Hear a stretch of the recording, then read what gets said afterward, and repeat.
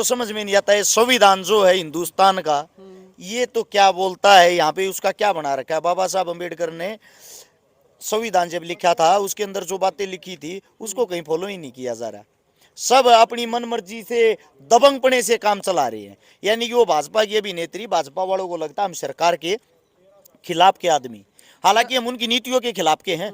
वहां केस लवाया भाजपा वालों का आता है, यहाँ केस लवाया यो भाजपा का चेला है। एक सोनीपत में लगाया है, वो जो सोनीपत में लग गया वो खुद भाजपा के अपने एक ओएसडी साहब काफी अच्छे आदमी हैं, उन अकती डंडा देकर लड़ भी नहीं कोई छकारा के खिलाफ तो मैं FIR करो आ गई ना माप देख लो वहां प्रगटवा दूंगा। अरे भले मानसो, हम किसी के लिए लड़ाई लड़ रहे हैं, किसी की मदद करना चाहते हैं, किसी के लिए अच्छाई के लिए आवाज उठाते हैं, तो इसका मतलब केस बना के भीतर घेर दो, यो एक काम रह गया। आपने किसी तरह बेटा उनकी बधाई दी थी? मैं बताता हूँ, हरियाणवी एक अभिनेत्री कलाकार भाजपा नेत्री है, जिसको मैंने 4 शब्द लिखे थे।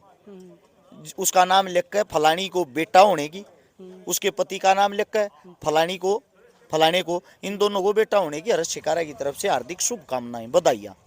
इन शब्दों में एक भी ऐसा शब्द नहीं जिसपे कोई धारा बन जाए। उस केस में मेरे पे 6-7 धाराएं बना रखी हैं और उसको मैं भुगत रहा हूँ। अभी 16 जनवरी की भी मेरी तारीख है, वो केस चल रहा है। लवाने के हमारे मामले में किसी ने जाति सूचक शब्द बोले हैं ना, उसके लिए कोई ऑडियो वीडियो कोई सबूत कोई तथ्य पेश कर रखा था। और यहाँ पे देखा 1 महीने पहले अपने घर जाकर आराम तो सो गया, मैं यहाँ पर आया हूँ।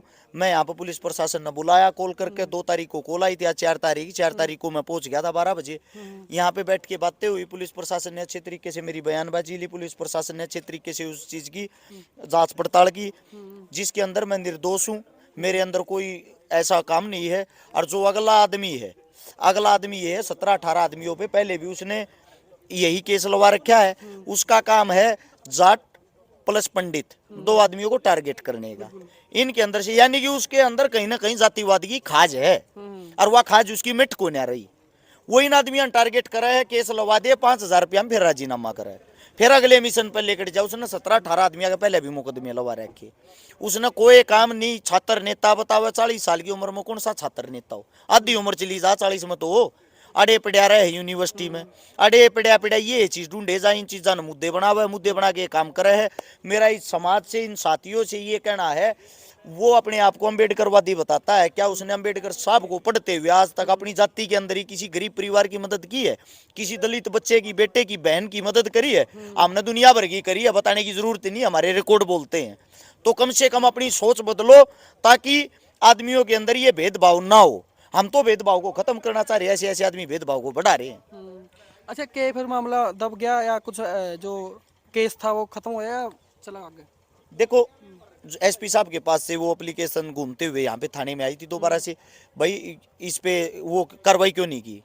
तो अब बयान हुए हैं, बयान होने के बाद मेरे को दे दिया है, मेरे साइन हो गए हैं कि मैं निर्दोष हूँ। अच्छा, मतलब केस खत्म हो रहा हो गया? इनकी तरफ से, प्रशासन की तरफ से, प्रशासन ने जो चीजें देखी हैं उसमें कोई ऐसा सबूत, कोई ऐसा तथ्य नहीं कि मैंने किसी को जाति सूचक शब्द बोले हैं और जो अगला आदमी है। लेकिन मैं ये चाहता हूँ आपके चैनल के माध्यम से सरकार और प्रशासन को ये कहना चाहता हूँ, भाई आप लोग उस पर भी तो कोई ना कोई कार्रवाई करो।